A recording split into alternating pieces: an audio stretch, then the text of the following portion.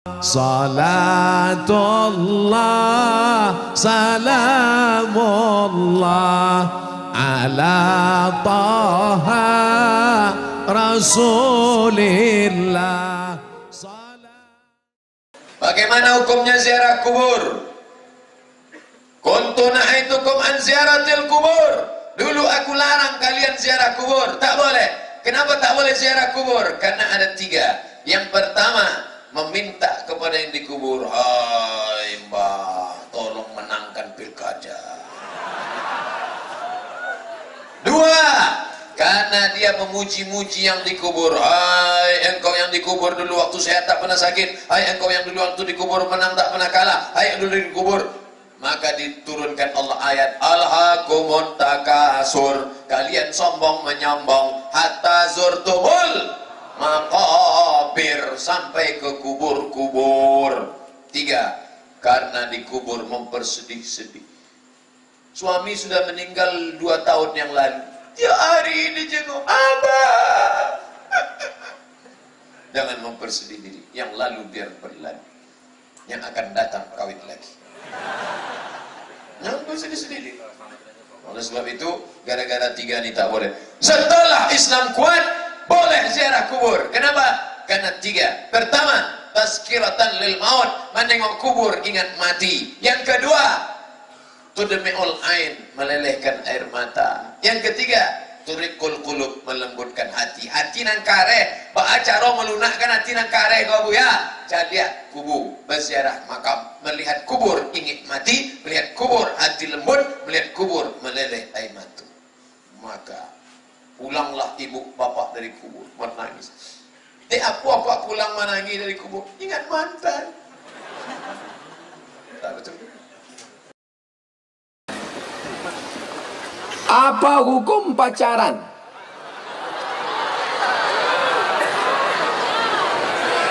Anak-anakku, adik-adikku, kalian yang sudah hijrah, jangan lagi ada pacaran-pacaran. Janji? 1, 2, 3. Janji? Jangan ada dusta di antara kita. Buka HP, cari namanya, delete. Buka FB, cari namanya, unfriend. Putuskan. Insya Allah besok langsung dia update status. Apa status dia? Bukan perpisahan yang kutangisi, caro nandak lama.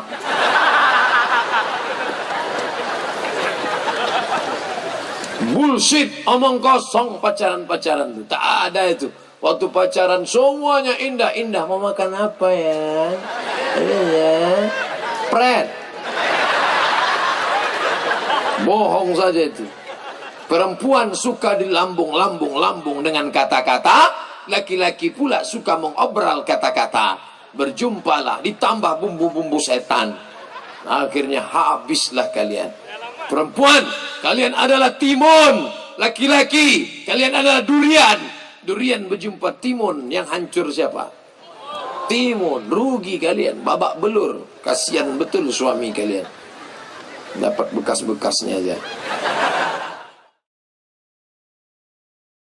Saya hamba Allah dari Jakarta. Jauh. Saya ingin menanyakan, apa hukumnya nikah beda agama? Nikah beda agama, zina. Laki-laki yang binimu beda agama, zina. Kalau sampai engkau muslimah, gara-gara menikah sama beda agama, lalu kau murtad, maka neraka jahanam tempatmu.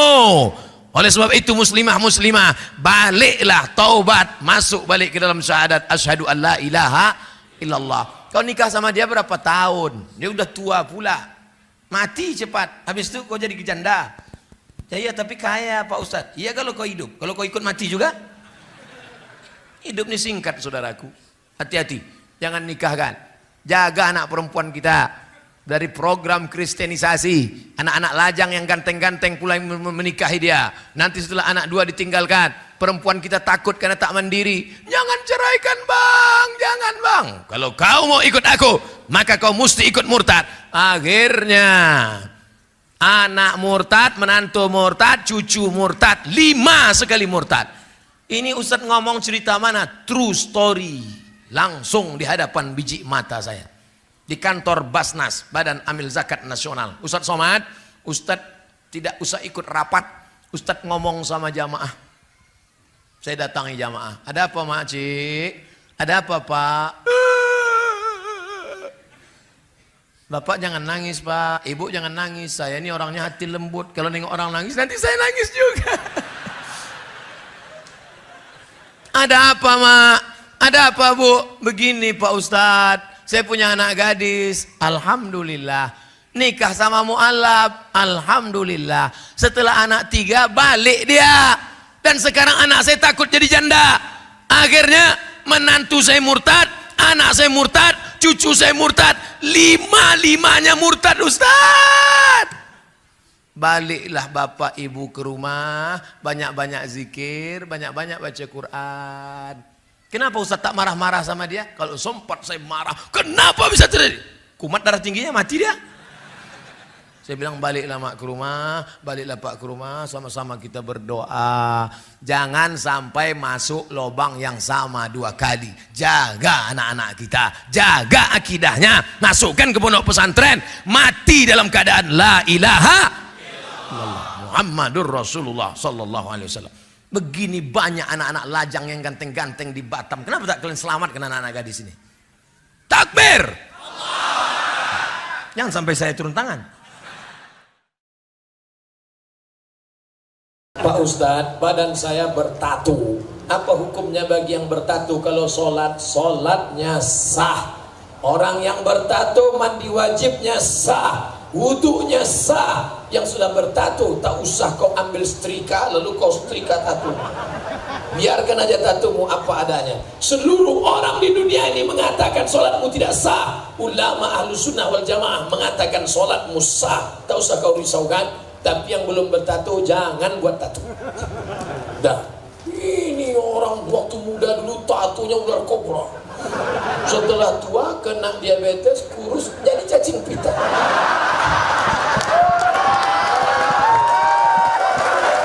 Dulu waktu masih tegak berotot, gambar burung Garuda mau menangkap ular di tengah laut. Gambar burung menyambar. Begitu kurus keriput, burung puyuh mendukan bulan. Sudahlah dia tua, dia sudah tobat, diejek orang. Pak, bapak bertatu kan, sholat bapak tidak sah. Menangislah dia. Udahlah lisut keriput gak sah.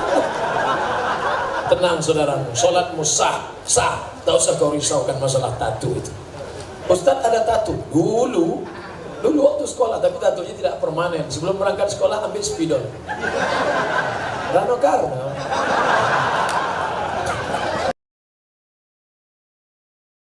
Bolehkah kita memposting foto kita di sosmed? Boleh, dengan syarat dan ketentuan berlaku. Pertama, pakaiannya tertutup aurat, wajah dan tapak tangan tutup. Kedua, jangan sendirian. Nanti foto kalian diedit beramai-ramai, rame-rame, posenya jangan pose yang memancing. Dulu banyak tren pose, ada dulu kan? Saya buat di FB, jangan anak gadis berfoto menjulurkan lidah, karena yang menjulurkan lidah itu anjing menjulurkan lidah 2. Pertama haus, yang kedua sedang bernafsu. Jangan kalian julurkan lidah. Ini banyak yang gadis-gadis mulut.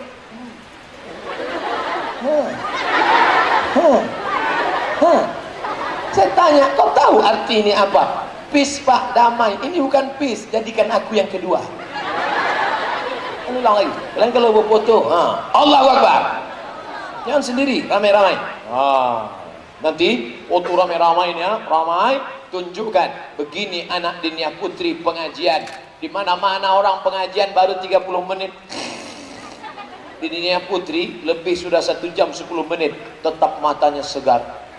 Allahu Akbar. Bagaimana caranya mengganti sholat yang sudah lama bertahun-tahun lewat?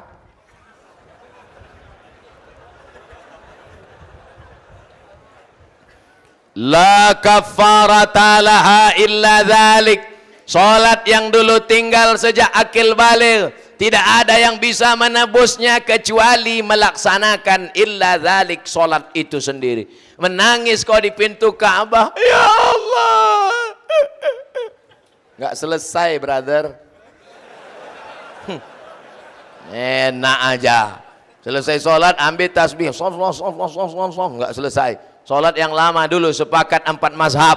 Mazhab paling tua Imam Abu Hanifah Hanafi, nomor 2 Malik bin Anas Maliki, nomor 3 Muhammad bin Idris Syafi'i, nomor 4 Ahmad bin Hambal Hambali. Sepakat 4 mazhab Ahlussunnah wal Jamaah, salat yang tinggal dulu wajib diqadha. Qadha bukan qobo.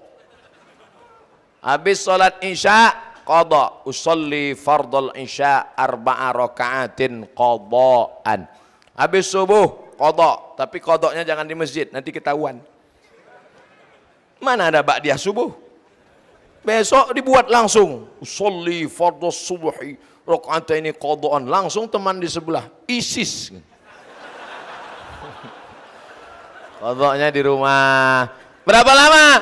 Berapa lama kau tinggalkan sholat? Dulu kau akil balik umur berapa? Umur 10. Oh, kok cepat sekali. Umur 10 tahun akil balik. Ya. Habis itu nyasar, tobat. Umur berapa tobat? Umur 30. Qadha 20. Start 2020, habis 2040. 2029 mati. Alhamdulillah lunas. Salat yang tinggal tidak perlu digantikan ahli waris. Kalau ada bapak emak kita ninggal, salatnya ada tinggal, nggak perlu digantikan. Tapi kalau puasanya tinggal wajib. Biat Bulughul Maram min Adillatil Ahkam ditulis oleh Al-Hafiz Ibnu Hajar Al-Asqalani, disyarah oleh Imam Sun'ani dalam Subulus Salam, syarah Bulughul Maram. Man mata, siapa yang mati, wa alaihi siyamun, punya utang puasa, sama anhu waliyuhu, ahli warisnya wajib menggantikan puasanya. Kalau sholat nggak perlu digantikan ahli waris. Jelas? Insya Allah ceramah Ustaz Somad selama ini jelas. Yang bilang nggak jelas itu nggak punya paket 4 giga. Bagaimana hukumnya lelaki menikah tanpa sepengetahuan istri pertama?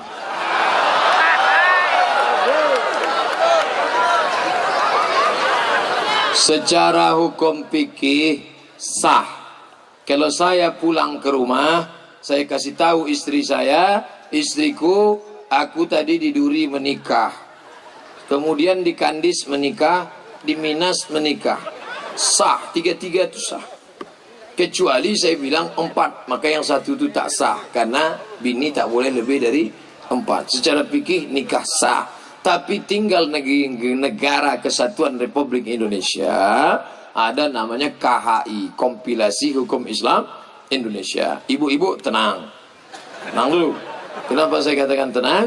Karena menurut Kompilasi Hukum Islam Indonesia tidak boleh laki-laki menikah tanpa ada izin istri pertama yang ditulis dengan perjanjian di atas materai 6.000 yang disahkan oleh pengadilan. Maka jangan ibu cemas, bapak itu tidak akan bisa menikah sebelum ibu membubuhkan tanda tangan setuju, kecuali nikah siri. Ini yang paling mengkhawatirkan kita.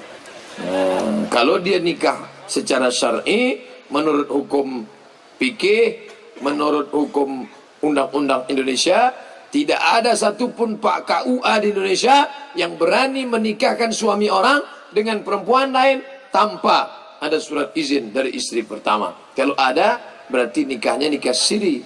Perempuan jangan mau nikah siri. Kalian yang menikah siri, efek paling bahaya 3. Pertama, kalau laki-laki itu pergi, kalian tidak bisa menggugat cerai karena pengadilan tidak mengakui. 2, kalau mati si suami, si istri payah menuntut harta pusaka karena tak ada surat. Yang 3, pembuatan akte kelahiran anak.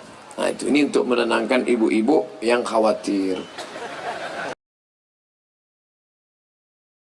Ustaz, apa hukumnya wanita yang mencintai suami orang?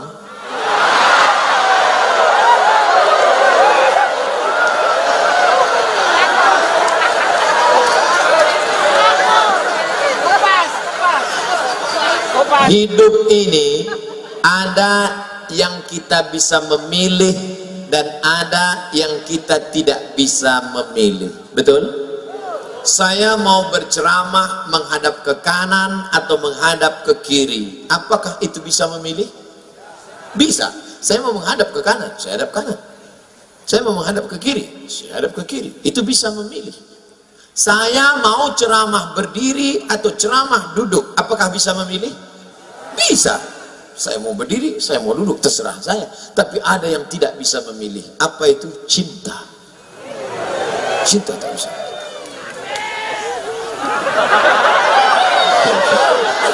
Maka ketika engkau cinta kepada orang, tak bisa dipaksa. Bisa tak? Kau harus cinta. Makanya Kais tak bisa meninggalkan Laila, karena hatinya sudah tertawan. Sampai akhirnya Kais itu gila. Dan Kais adalah orang yang sembuh di tepi Ka'bah. Ayahnya berdoa di tepi Ka'bah. Dan ketika Kais sudah sehat, maka ditanya oleh orang, Kais, ya, ad-dunya turidu, Laila turidu amid dunya wa ma fi tawayaha. Kais, kau suka dunia beserta isinya atau Laila? Nama perempuan itu Laila. Kau lebih suka dunia beserta isinya atau Laila? Apa jawab Qais? La ghubaru ni'aliha ahabbu ilayya wa asfali balwaha. Debu yang menempel di sendal Laila lebih kucinta daripada dunia beserta isi.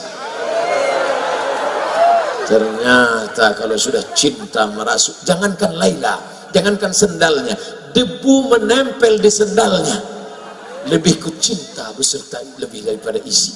Oh, jangan sampai kita diuji dengan cinta, apalagi mencintai bini orang. Lalu apa yang bisa saya lakukan, Pak Ustadz? Saya sudah terjebak ini. Apa yang bisa kita lakukan? Maka buanglah semua yang terkait dengan dia. Buang nomor HP-nya, delete dari FB, unfriend. Jangan lewat di depan rumahnya. Buang semuanya. Setelah itu berdoalah kepada Allah supaya Allah membuat terlupa. Lupa. Ya Allah, lumpuhkanlah otakku agar aku tidak lagi mengingat dia. Mudah-mudahan Allah membuat kita lupa semua dari mantan-mantan, insya Allah. Banyak yang ngaku.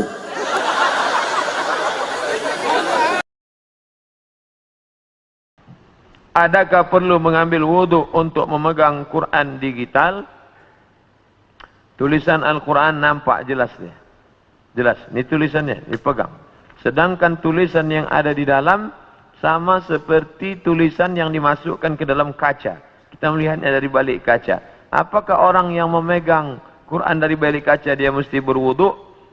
Maka memegang Quran dalam bentuk tulisan yang zahir, la yamassuhu illal mutahharun, tidaklah menyentuhnya kecuali orang yang mutahharun, orang yang bersuci, berwudu, maka afdal berwudu. Adapun orang yang membaca Quran, maka tidak disyariatkan wudu, karena tidak zahir, tidak nampak, dia bisa hilang. Dia bisa hilang.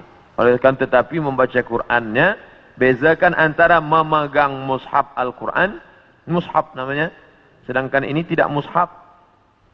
Bezakan antara memegang mushaf dengan membaca Quran. Adapun memegang mushaf maka berwudu. Adapun membaca Quran maka tidak berwudu pun boleh. Tapi afdal berwudu supaya turun rahmat Allah Subhanahu wa taala. Ustadz Somad yang saya muliakan, ini pertanyaannya bagi saya sangat besar maknanya. Seorang ibu hamil duluan, baru menikah. Bagaimana status anak tersebut? Perempuan yang hamil duluan, baik sebulan, 2 bulan, 3 bulan, 4 bulan, 5 bulan, 6 bulan, 7 bulan, dinikahkan, nikahnya sah. Nikahnya sah. Buka nama kitabnya Al-Fiqhul Islami wa Adillatuh. Nama penulisnya Syekh Wahba Az-Zuhaili dari Suriah, Damaskus. Dekan Fakultas Syariah Universitas Damaskus. Jadi Pak Kua tak perlu nanya, ini berapa bulan? Itu bukan pertanyaan Pak Kua, itu pertanyaan dokter. Nikahkan saja. Aku nikah. Dari bunyi tangan calon mertua itu bisa kau tebak itu sudah hamil duluan apa tidak. Kalau yang belum hamil itu lembut dia. Hai menantuku. Itu belum hamil tuh. Tapi kalau hei menantu, aku nikahkan dengan tunai. Usah aku kesini lagi. Aku pijakkan aja muncung kau. Nah itu udah hamil tuh. Nah Kalau sudah hamil dia, nikahnya sah. Nanti anak lahir tak usah diulang lagi. Sah. Yang jadi masalah, anak nanti lahir tidak boleh pakai bin bapaknya. Pakai binnya siapa? Bin maknya. Bin Fatimah, bin Aisyah, bin Khadijah. Nah, kebetulan nama maknya Tilan. Bin Tilan lah.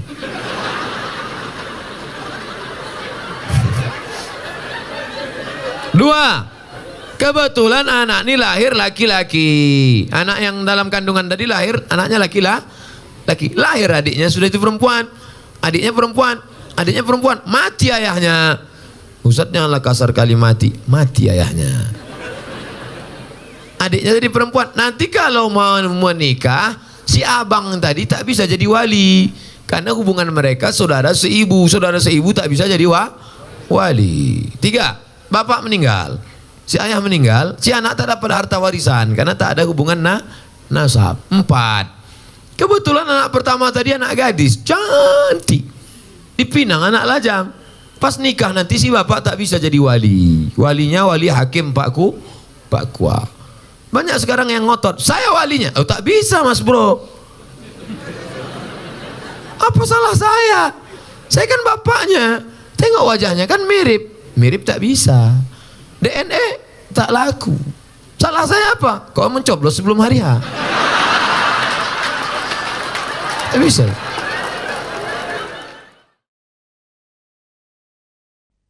Sebagaimana kita maklum bahwa bulan Rabiul Awal adalah bulan Maulid Nabi besar Muhammad sallallahu alaihi wasallam.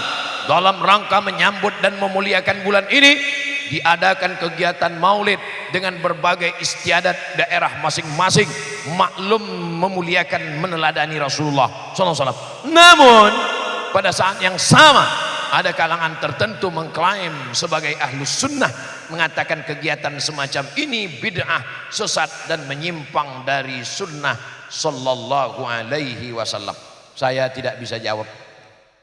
Yang bisa menjawab ini adalah Al-Hafiz Ibnu Hajar Al-Asqalani.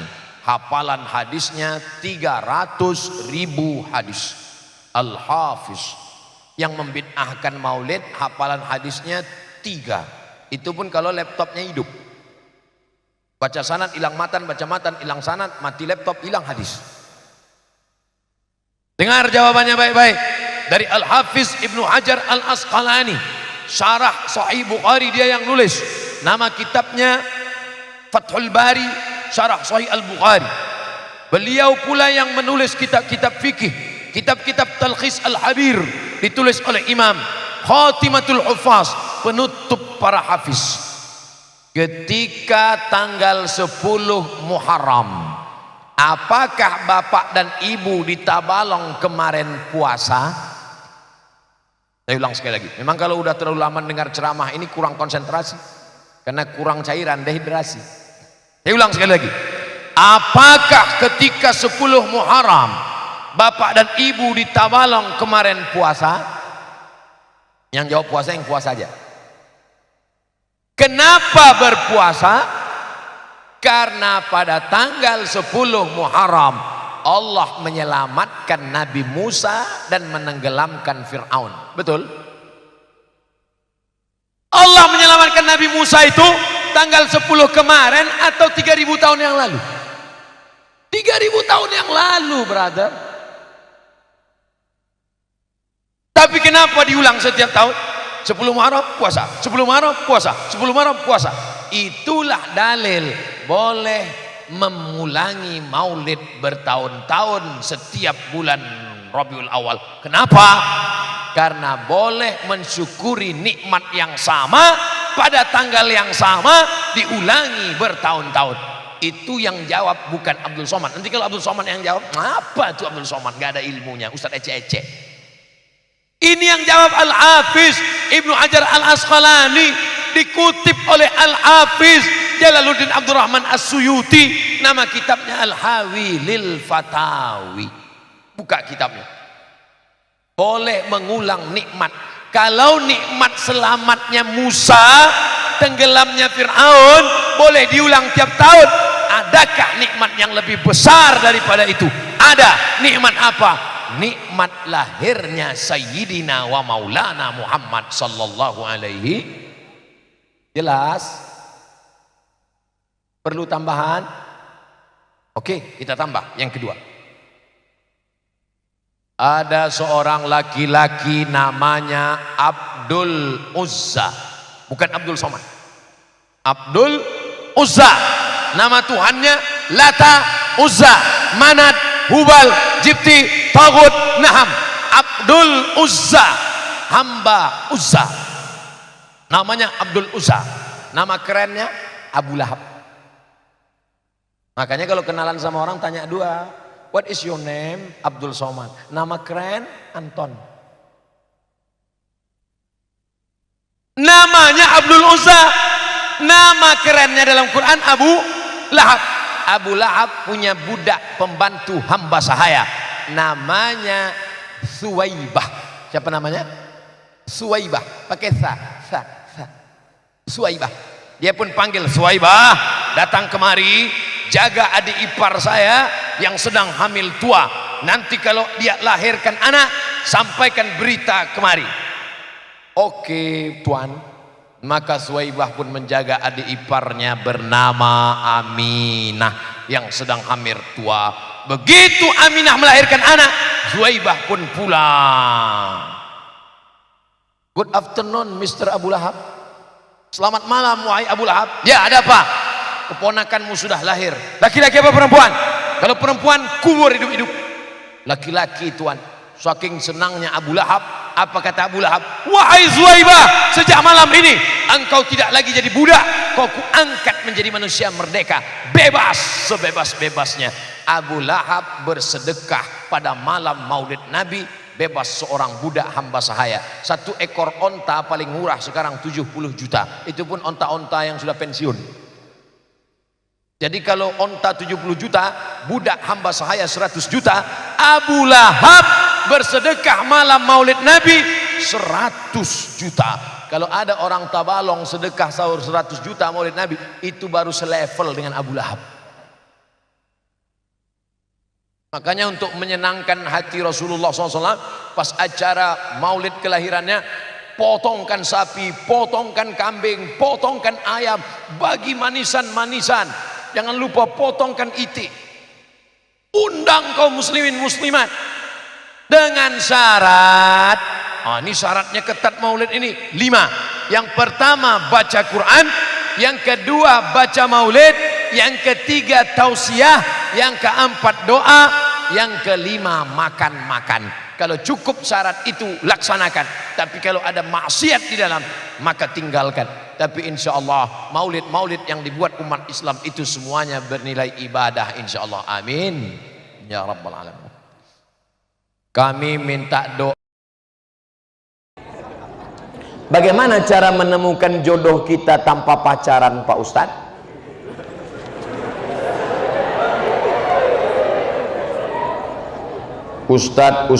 Ustadz Habib Kiai datang. Mereka punya banyak stok.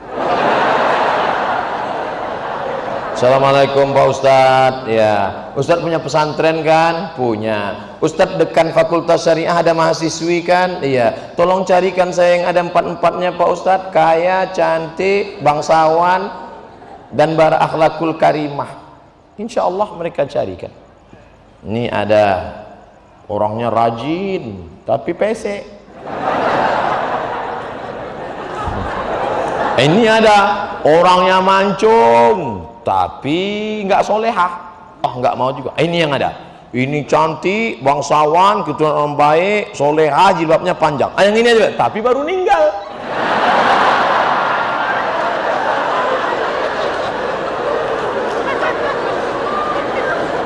Kalau jodoh takkan kemana. Itu kata-kata indah, tapi harus ada usaha. Ustadz ceramah diberi air minum. Ini nyindir nih, enggak? Diberi air minum. Diberi air minum. Lalu kemudian, apakah air minum itu memang sudah ditakdirkan untuk Ustadz? Iya. Coba kalau dia tidak mau berusaha menggerakkan gelas ke mulutnya, dia cuma melihat aja senyum. Masuk air itu ke mulutnya? Tidak, harus ada usaha. Anak-anak muda usaha. Enggak perlulah saya ajari anak muda. Tanya bapak-bapak. Bapak ini malah udah ada yang dapat 2, ada 3.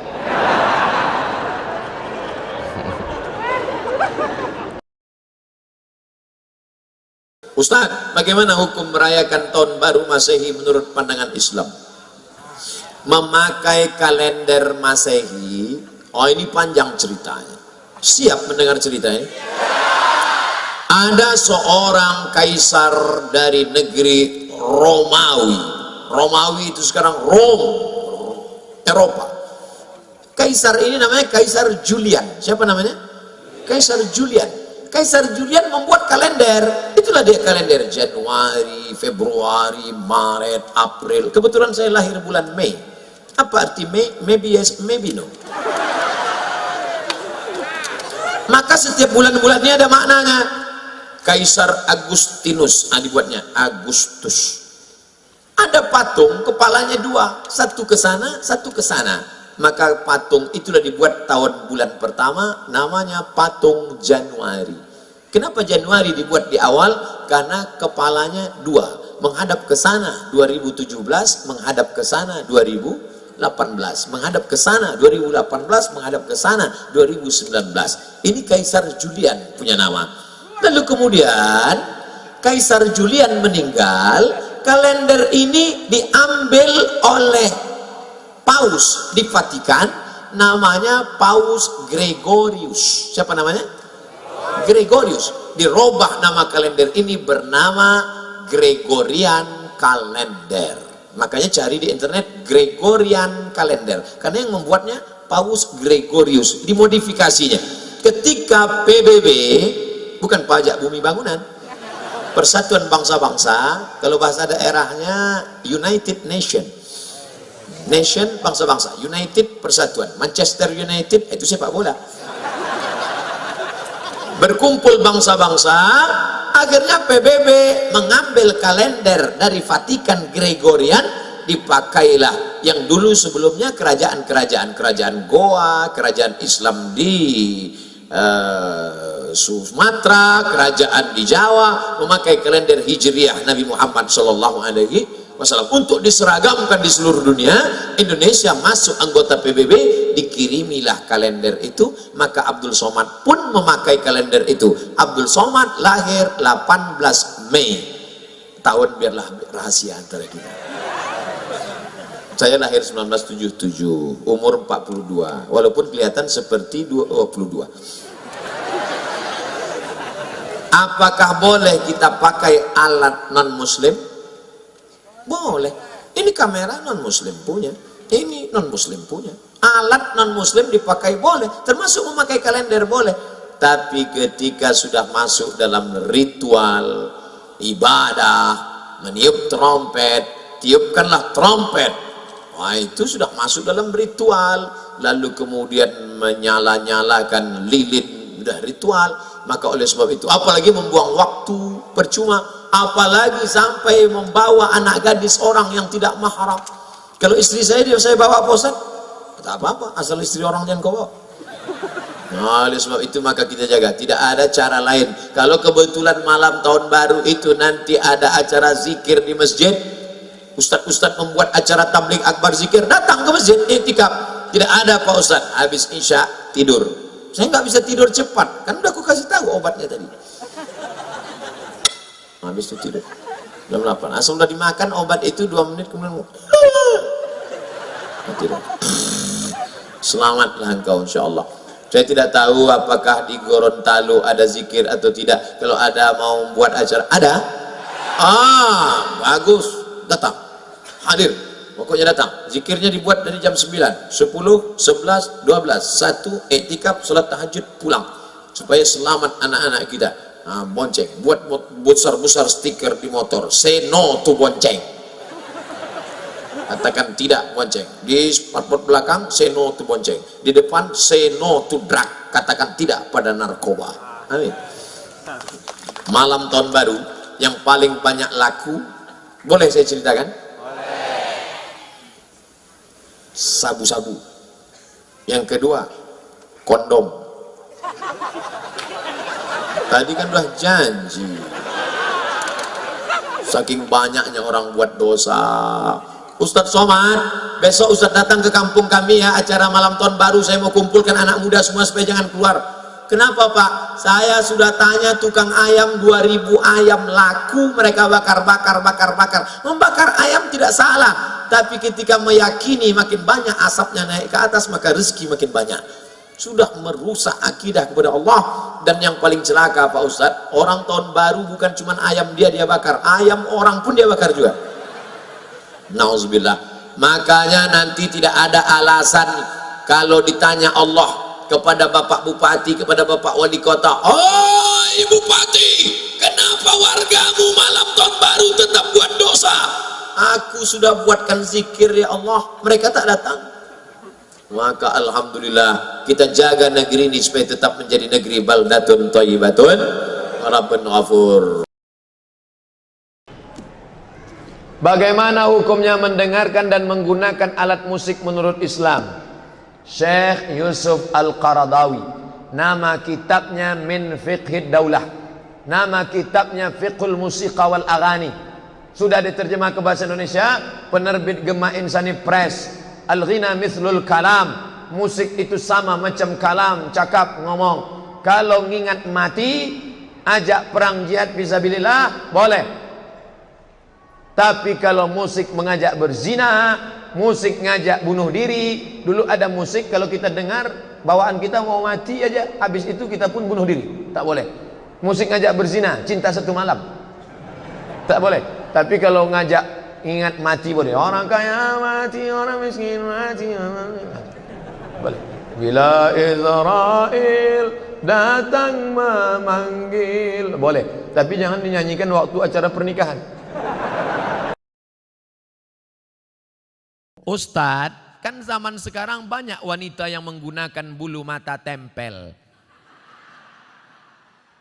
Yang bulu mata ini yang mana? Ini. La'anallahul washimat, Allah melaknat tukang buat tato. Wal mutashimat, minta buatkan tato. Wal mutanammisat, mencabut, mencukur, merubah. Wal mutafallijat, mengotak-atik gigi. Kalau giginya memang tak layak, boleh. Ada, kalau senyum dia 3 hari kita tak bisa tidur. Itu boleh, dia bawa ke dentis, boleh. Tapi yang sudah layak, banyak sekarang orang sudah layak, bagus, diotak-atik, dipakai. Dulu kawat jemuran, sekarang untuk gigi. Pakai warna-warni lagi. Senin hijau, Rabu ungu, Kamis pink. Kalau jumpa, ngotak-atik tak boleh. Plastik semua, sampai ini pun plastik, lentik plastik. Ada orang bakar sampah, layu. Tak usah. Kau cantik bukan karena plastik itu, tapi kau cantik karena kecantikan dari dalam. Bahasa awaknya apa? Inner beauty. Karena cahaya tahajudmu, karena munajatmu kepada Allah Subhanahu wa ta'ala. Menyambung rambut Pak Ustadz, Allah melaknat yang menyambung rambut. Tapi saya kena penyakit Pak Ustadz, gugur semua, gundul. Kan saya tak nampak. Suami saya melihat Pak Ustadz, kasih tahu dia, "Bang, ini takdir dari Allah. Walaupun aku gundul, kau terimalah apa adanya." Aku tak pernah request. Kata suami, "Apapun adanya dirimu, ku terima engkau Adinda. Karena yang berambut sudah ada satu lagi."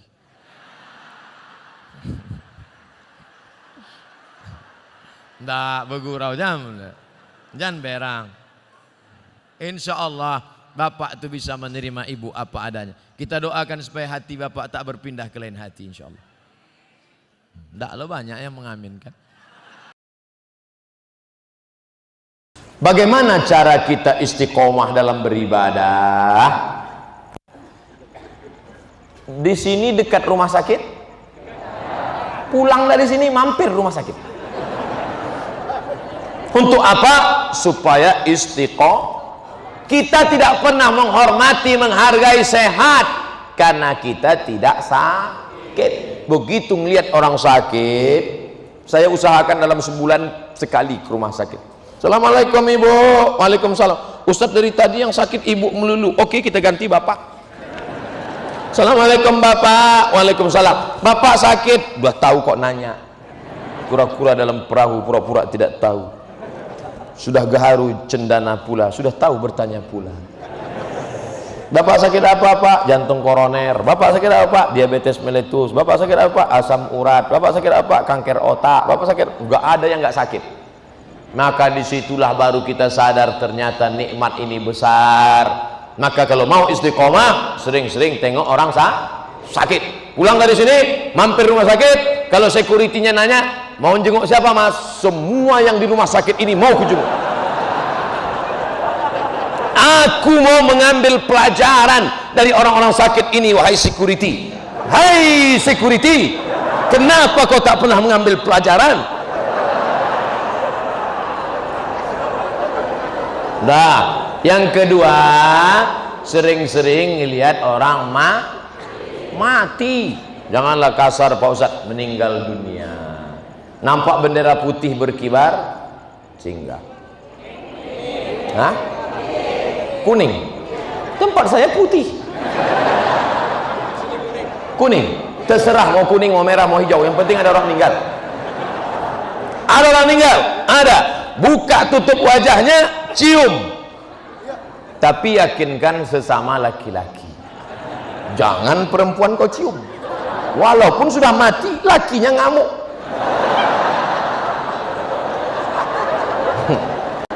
Saya nggak pernah nyoba. Buka. Betapa kita tahu dulu gagah perkasa, tegap berotot, punya kuasa. Setelah meninggal dunia, dingin kulitnya, sejuk macam es batu. Yang belum pernah mencium orang mati, terasakan ujung hidung senggol pipi dia macam es batu, sejuk, membeku, mata melotot. Tak ada satupun orang mati yang bisa memejamkan matanya. Semuanya dipejamkan orang lain. Makanya jangan langsung datang jenguk orang mati kalau nggak berani menjamkan mata. Biarkan dulu agak-agak antrian ke-5, ke-6 atau datang ke sana, pejamkan matanya. Allahumma firli fulan ibni fulan warfa' darajatahu al-ghabirin. Betapa kita tak ada apa-apa. Antar sampai ke pemakaman. Tegak berdiri kau di samping liang lahat. Tengok ke dalam. Iya, kalau liang lahatnya seperti ini, penuh dengan bunga-bunga.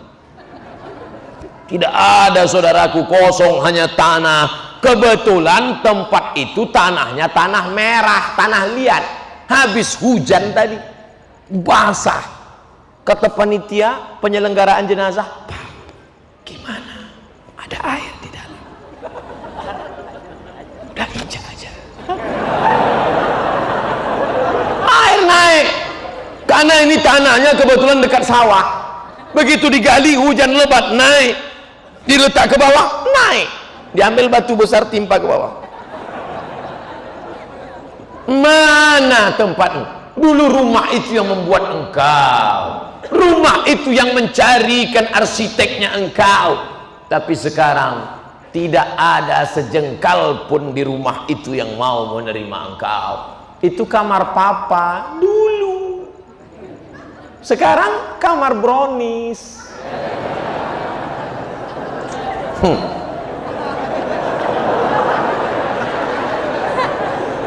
Pertama, lihat orang sakit. Kedua, lihat orang mati. Ketiga, lihat liang lahat. Keempat, jangan putus sering ikut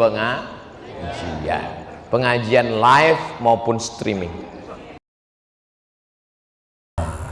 Saya ingin bertanya perihal teori sejarah, yang mana zaman dulu kala ada manusia purba. Namun saya yakin bahwa manusia pertama itu Nabi Adam. Lalu apakah manusia purba itu benar-benar ada, Pak Ustadz? Adakah ayat Quran atau hadis yang menjelaskan manusia purba? Nabi Adam panjangnya situna zira'an, 60 hasta. Saya berapa hasta? Satu hasta nih, dari ujung nih ke sini. 1 hasta, 2 hasta, 3 hasta, 4 hasta. Karena kita udah lama kenal, tambah sedikit 5 hasta. Nabi Adam 60 hasta. Kalau begitu Nabi Adam panjang sekali. Lalu kemudian berkurang. Anak saya ini last edition, yang paling kecil. Sedangkan manusia purba itu jutaan tahun yang lalu, dari fosil-fosil yang ditemukan dalam tanah. Sedangkan dari Nabi Adam ke Nabi Muhammad SAW tidak sampai jutaan tahun. Maka kita sebagai orang yang beriman meyakini manusia pertama adalah Adam alaihi salam. Kita bukan evolusi dari makhluk purba, monyet berubah jadi orang. Bukan. Kita bukan monyet. Ada yang mau ngaku dia monyet? Enggak ada. Itu teori dari Darwin punya. Kata Darwin, namanya Charles Darwin, dunia ini isinya air semua, nggak ada tanahnya, air. Lalu air ini disinari cahaya matahari menguap, lalu muncullah tanah. Lalu ikan yang dalam air berevolusi naik ke darat, manjat pokok kayu, berbulu jadi monyet. Monyet tadi berevolusi jadi orang. Ini teori masih diragukan. Kenapa? Karena kalau monyet itu berevolusi, kenapa setelah jadi kita kok nggak berubah lagi? Abdul Somad, kenapa Abdul Somad tidak berevolusi jadi makhluk baru? Pakai namanya gitu? Nggak ada. Ini menunjukkan bahwa manusia bukan evolusi dari monyet, tapi manusia memang makhluk yang berdiri sendiri, diciptakan Allah di surga, lalu dikirim ke dunia. Yang jelas makhluk Allah dua. Wa ma khalaqatul jinna wal insa, jin dan manusia. Maka kita meyakini itu sesuai yang tersebut dalam Quran dan hadis Nabi Muhammad sallallahu alaihi wasallam. Apa sama berbakti sama orang tua dengan berbakti sama mertua? Kau jumpa istrimu itu umurnya berapa? 25 tahun. Selama 25 tahun tuh ngasih makan dia siapa? Bapak sama emaknya. Sedangkan ayam saja tak dikasih orang. Ayam, ikan lele tak akan dia kasih. Kenapa dia mau mengasihi anak gadisnya kepada engkau, sedangkan kau tak pula ganteng, PKI, pendek kecil hitam? Kenapa dia mau mengasihi kepada engkau? Emakmu sayang padamu karena kau anaknya. Ayahmu sayang padamu karena kau anaknya. Tapi ini bukan emakmu, bukan ayahmu, tapi mau mengasihkan anak gadisnya padamu. Kira-kira mana yang lebih hebat? Orang tua apa mertua? Mertua. Oleh sebab itu jangan kau beda-bedakan. Sayang kau pada emakmu, sayang pada emak mertuamu. Sayang kau kepada ayahmu karena dia memberikan anak gadisnya yang the best, yang terbaik. Inilah anak gadisku yang paling cantik. Padahal di kampung itu banyak yang lebih cantik. Tentu anak dia dipujinya. Oleh sebab itu maka yang selama ini tak sayang pada mertua, balik dari pengajian ini mudah-mudahan sayang dia pada mertuanya insyaallah. Semoga UAS selalu sehat. Amin. Tolong jelaskan mengenai Dajjal secara terperinci agar kami dapat menjelaskan kepada anak cucu mengenai bahayanya, juga cara agar dapat selamat dari Dajjal. Bentuk Dajjal seperti Nabi Isa, tapi perbuatannya melawan Allah, maka disebut dia dengan Al-Masihid Dajjal. Sebelum salam kita mohon, Allahumma inni a'udzubika min azabi jahannam wa min azabil qabri wa min fitnatil mahya wal mamat wa min syarri fitnatil masihid Dajjal. Ada Isa yang asli, Al-Masih. Ada Isa yang hoax, namanya Al-Masihid Dajjal. Dia tunjuk langit, ya sama imtiri, hai langit turunkan hujan, turun hujan. Dia tunjuk bumi, ya ardi umbuti, hai bumi tumbuhkan tanaman, tumbuh tanaman.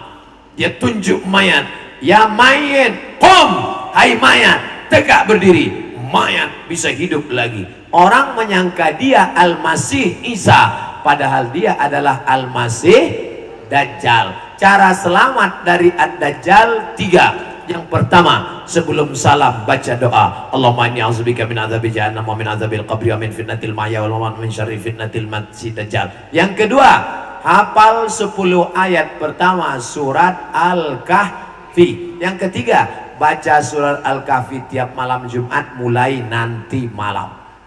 Habis maghrib, malam, siang, sore, petang, pagi, silakan. Yang karyawan susah, besok jam 12 masuk masjid, baca surat Al-Kahfi, habis sholat Jumat, lanjutkan lagi, maka insya Allah diselamatkan dari Ad-Dajjal. Jangankan Dajjal, cucu Dajjal aja keluar semua sudah bingung.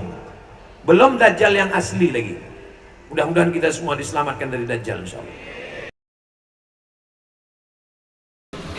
Apa hukumnya Muslim mengucapkan selamat Natal dan Tahun Baru bagi non-Muslim dan Nasrani? Karena kita Muslim, ada juga teman yang Nasrani. Hai tetanggaku, hai abangku, hai saudaraku, engkau tidak seakidah denganku. Kita sudah lama berkawan sejak kecil, kita sudah lama bertetangga sejak dulu. Aku yakin dan percaya kau tidak tersinggung kalau aku tidak mengucapkan selamat Natal, karena ini terkait dengan akidahku. Sebagaimana aku datang ke rumahmu, saat itu kau sudah makan B1 dan B2, kau ajak aku, Soman, ayo kita makan. Kemudian aku tidak mau, dan saat itu kau juga tidak tersinggung, karena itu bagian dari ajaran agamaku. Sebagaimana kau tak tersinggung waktu kau ajak aku tolak makan B1 B2, begitu juga lah kau tak tersinggung saat aku tidak mengucapkan Natal, karena Natal terkait dengan akidahku, saudara. Maka mudah-mudahan kita semua tetap menjaga persatuan sesama umat Islam, ukhuwah Islamiyah, persatuan antara sesama warga negara Republik Indonesia yang tidak seagama. Saudaraku yang Katolik, saudaraku yang Protestan, aku yakin kau paham. Orang yang tak paham, yang reseh aja yang mencongkel-congkel masalah ini. Betul?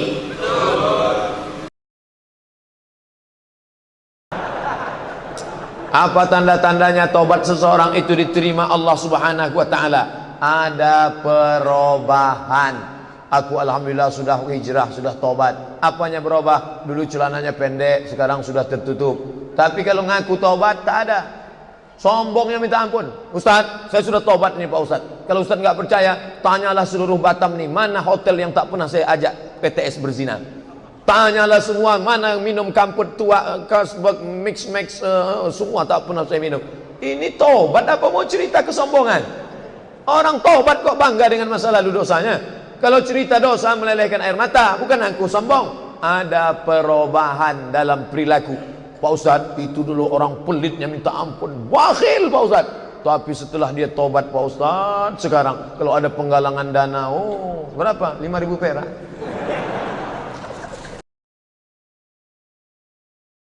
Bagaimana hukum cadar itu Ustaz?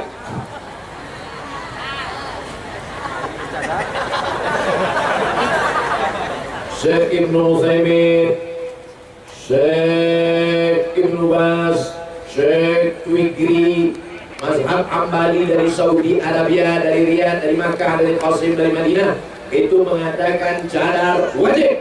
Antara yang bercadar dengan yang tak bercadar, nanggalah nggak babaji.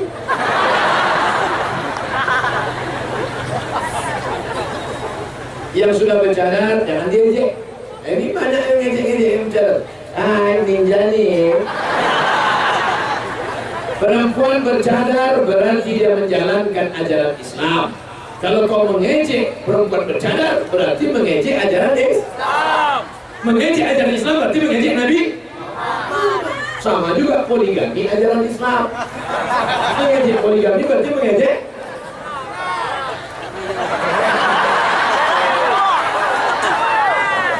Kalau tak setuju diam saja. Karena beda-beda tipis antara tak setuju dengan takut. Takut. Ikatan suami takut bingung. Ustadz, kalau pergi ke Mekah untuk haji tapi uangnya pinjam dari bank boleh apa tidak? Bank syariah, Bank Aceh Syariah, boleh. Masa pergi, masa ngutang ibadah Pak Ustadz? Boleh ngutang. Pak Haji pinjam duit 2,5 juta, aku mau kurban. Kurban bulan berapa? Bulan Zulhijjah. Nanti kelapaku panen bulan Muharram. Boleh. Ada yang akan membayarnya, boleh. Yang tak boleh itu, Pak Haji pinjam duit 2,5 juta, apa yang akan kau bayarkan? Kuserahkan pada Allah Subhanahu wa taala. Nah, itu tak boleh. Misalnya kau PNS, lalu pergi kau ke bank syariah, lalu kata orang bank syariah ini akadnya murabahah, nanti dapat bantuan. Sebelum berangkat sudah lunas. Saya tidak tahu di Gayo Lues. Kalau di Pekanbaru Riau, store 2017, berangkat 2031. 2030 malaikat maut datang. Insya Allah, mudah-mudahan kita bisa berangkat haji insya Allah. Bagaimana menurut akidah kita jika menyukai K-pop? Walau hanya sekedar suka saja. Ada seorang papa koma. Tahu koma? Koma itu sikit lagi titik. Di ruang ICU. Tahu arti ICU? ICU, you don't see me. Ambo mencari waang dah bisa mencari ambo. Dia sudah koma. Tit, koma. Sikit lagi tit. Sudah mau mati. Kata dokter Cipto Mangunkusumo, bawa pulang ke rumah. Karena sudah tak lama lagi mati. Akhirnya pas mau dibawa pulang ke rumah, tiba-tiba dia terbangun, sehat, sadar. Dokter heran, ditanya, kamu tadi pingsan, koma? Iya. Kenapa tiba-tiba bangun? Apa yang kau lihat? Ketika aku sedang koma tadi, tiba-tiba ada orang yang datang kepadaku dan bertanya, kapan tablik akbar? Siapa yang datang? Ustaz Somad. Dan dia jumpa saya langsung, mengaku katanya waktu dia koma itu Ustaz Somad datang bertanya, kapan tablik akbar? Akhirnya dia terkejut, dia terbangun dan dia buat tim pengajian tablik akbar. Lama saya berpikir, kok bisa saya datang waktu dia koma? Saya tanya, Bapak selalu dengar ceramah saya? Selalu. Habis 4 giga untuk Ustaz aja. Bapak kalau mau tidur nengok apa? Ceramah Ustaz. Kalau pagi nengok apa? Ceramah Ustaz. Di kantor nengok apa? Ceramah Ustaz. Baru saya paham, apa yang paling sering kita tengok, itulah yang akan datang waktu kita koma dan sakaratul. Udah paham jawabannya? Nangkap? Anak ini putri cerdas. Apa maksud ceramah Ustaz? Kalau kau sering suka K-pop, nanti waktu kau koma, K-pop itulah datang. Kalau kau suka nonton Bollywood India, nanti waktu koma, datang Amitabh Bachchan sama Sanjay Dutt.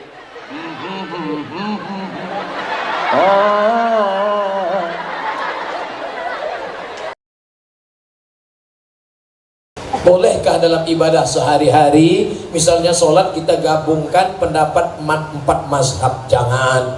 Menggabungkan 4 mazhab itu nanti cenderung pada tatabuk rukhas, main-main mazhab. Pokoknya saya berpegang pada mazhab Syafi'i saja.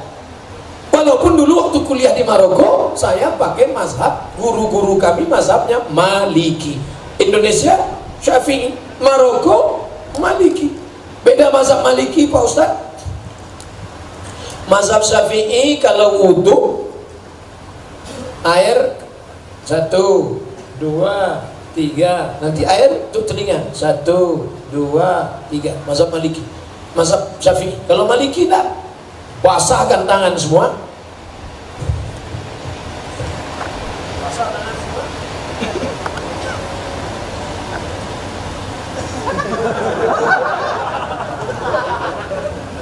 Mazhab Maliki mengusap kepala langsung dengan telinga 1 kali usap. Dan ketika bersentuhan kulit, mazhab Syafi'i batal. Selesai wudu, saya salaman dengan ibu. Kabar ibu, kena ujungnya, batal. Kalau Maliki enggak. Kalau bersyahwat batal. Kalau enggak bersyahwat enggak batal. Pas ada acara nikah, selamat ya, barakallahu lakuma, kena ujung. Habis itu dia sholat, Allahu Akbar. Loh, ente kok enggak wudu? Enggak batal. Aku kan enggak ada syahwat. Pengantinnya jelek gak usah. Tapi saya tidak main-main mazhab. Walaupun saya tahu mazhab Maliki, saya tetap istiqomah pakai mazhab Syafi'i, karena cenderung nanti khawatir main-main mazhab. Bismillah mazhab Syafi'i jahar. Bismillahirrahmanirrahim. Alhamdulillahi Rabbil Alamin. Mazhab Hambali bismillahnya sir. Bismillah. Alhamdulillahi Rabbil Alamin. Salat subuh mazhab Syafi'i pakai kunut. Sami Allahu liman hamidah. Allahumma hdina fi man hadait wa afina fi man afait. Mazhab Maliki kunutnya sebelum rukuk. Walam yakul lahu kufuwan ahad. Tapi saya tak main-main mazhab. Subuh tadi saya jadi imam di Jambi. Saya pakai mazhab Syafi'i. Sami Allahu liman hamidah. Tapi bagi saudaraku yang dari Ormas Muhammadiyah mentarjihkan mazhab Hambali, silakan tidak pakai kunut. Jangan kelahi gara-gara ini. Dulu antara NU sama Muhammadiyah berdebat sampai jam 3 malam. Subuh pakai kunut, kata NU, kata Muhammadiyah enggak pakai kunut. Alhamdulillah sekarang tidak ada lagi pertikaian karena sama-sama enggak sholat subuh.